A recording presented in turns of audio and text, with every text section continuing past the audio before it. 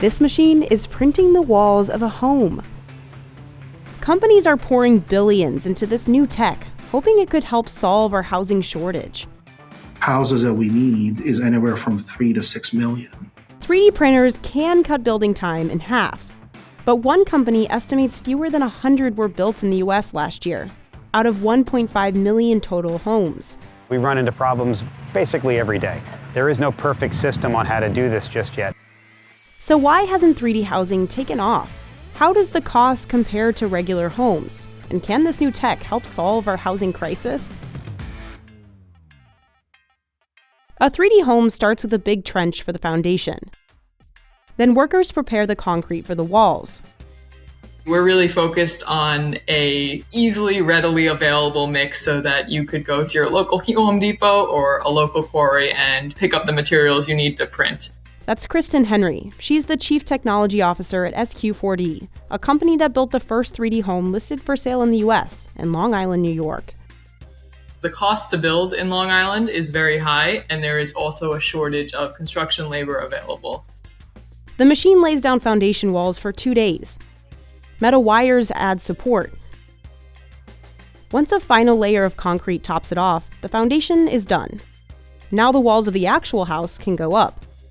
Operating the printer on site is actually a lot less technologically challenging than people would think at first. It's actually almost like playing a video game. Most of the job will be done by just 3 people. One person operates the printer, another controls the mix, and a third monitors the site. Kind of acting as a chief safety officer. That's also how 3D printing companies can save money. Typical houses need separate crews for the wood-framed walls, exterior siding, and drywall panels. 3D homes don't need those. 30 people to 3 people, that's a huge cost saving there. Workers have to keep a sharp eye on the mixture, though. The texture changes with the temperature and humidity. On really hot days, for example, the water evaporates really quickly and you need a little bit of a wetter mix in order to prevent the material from cracking. So it's kind of a delicate balance that you just have to make sure it's getting enough water, but you're not oversaturating it. But if everything goes right, most of the house structure will be done in just 16 days, 3 times faster than one built from lumber and drywall. The printer can also help reduce waste. You know exactly how much material you need at the start of the project. You don't need drywall as much. You don't need nailers or vapor barriers in the walls or sheathing or vinyl siding. But you still need insulation, which is sprayed manually between the walls. The printer's job is done, but it takes 3 more weeks to get this home move-in ready. You have to include electrical, plumbing, finishing, HVAC, flooring, cabinets, appliances, all of those things. Plus a truss roof made of wood. The total cost to build this 1,400 square foot home was about $132,000. SQ4D says that's about 30% cheaper than a stick-built home about the same size. Traditional processes usually take 3 to 6 months. In 3D printing, you can do it in easily half that time. The company has built 3 homes so far and is trying to make more by partnering with Habitat for Humanity. But Kristen says it's been difficult to scale up production because Long Island has strict building regulations that can slow down construction. Building codes in every jurisdiction spell out very clearly, what is required for stick-built construction. There are no standards that are widespread of a 3D printed structure. Saws and hammers, sweat and toil, and they work from dawn to dusk. America has been building homes the same way for over 100 years, mostly out of wood. That was sort of the affordable way to build houses. Our industry sort of developed around that. Our supply chains, they're all built around wood construction of low-rise single-family houses. Wood is a great insulator, but it's also susceptible to fires, weather damage, molds, and termites. Concrete is more resistant to all of those. It's gotten pricier in the US ever since 2012, but it's still less volatile than the price of lumber, which soared 300% in 2021. Concrete is already used in the US to make buildings like schools and hospitals. But usually, builders pour concrete into molds on site, shaping it as it hardens. Or pieces are pre-made in factories, safe from weather conditions, and then transported by trucks. 3D printing doesn't have these advantages, and basic concrete doesn't always work. So some companies have to tweak their recipes to fit different climates. The mixes often contain additives to make them stronger, and that can add to the cost. The more specialized it is, that supply chain is more susceptible to disruption because there's only a few suppliers of it.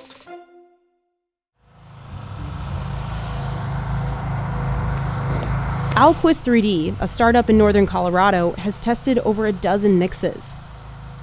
All of it is too expensive. All of it is hard to come by. We filmed with them in 2023 when they were printing 10 homes in Muscatine, Iowa. We do have sand and gravel, etc., and many, many additives, but we're not using a traditional cement mixture. The mix needs small changes every day, depending on the temperature, winds, and humidity. As you can see, it's a little gloopy. That means it's a little too cold. So we're warming it up, we're getting it ready. We're a couple minutes away from when it's going to be consistent, and that's when we'll actually start printing.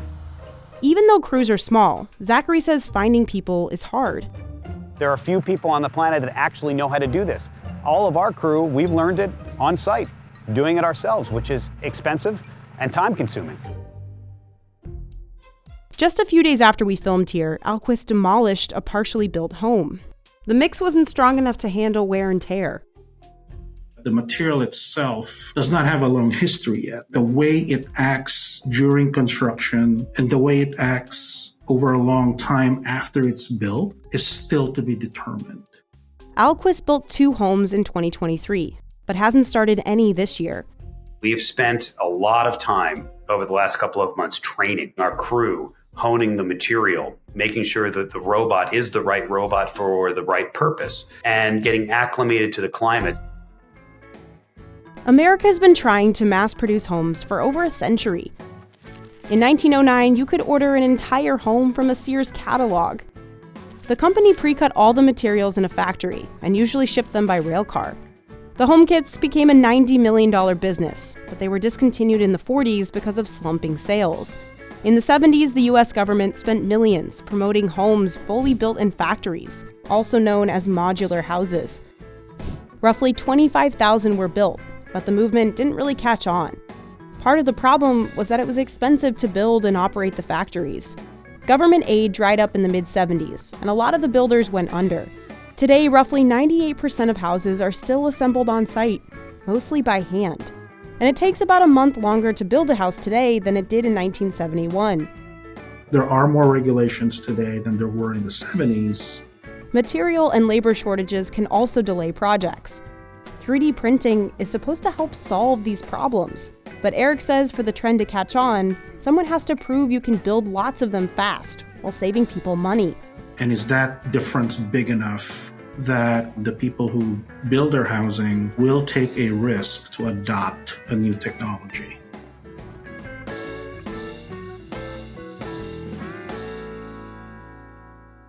Icon, a company in Austin, is trying to prove that's possible.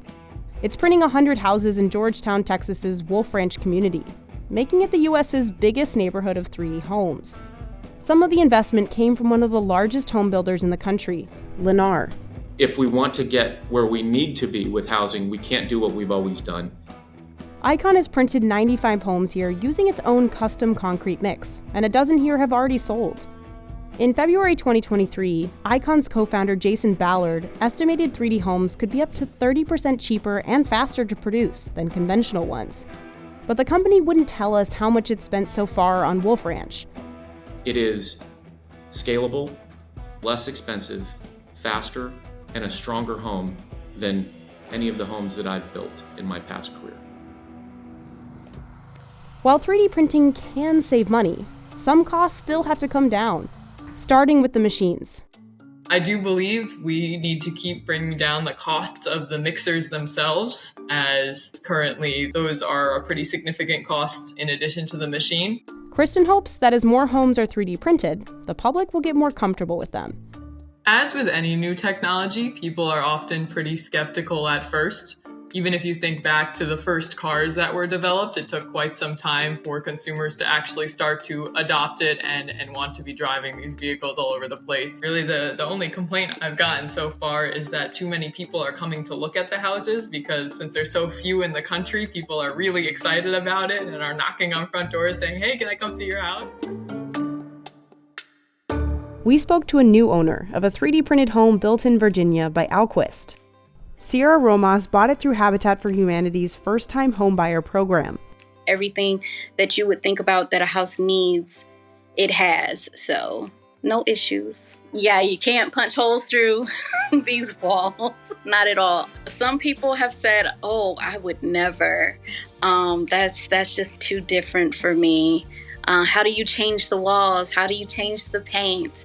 You could easily put up drywall over the walls if you wanted to. But for the most part, I will not cover up my walls. I think it is like a major talking point. It starts great conversation.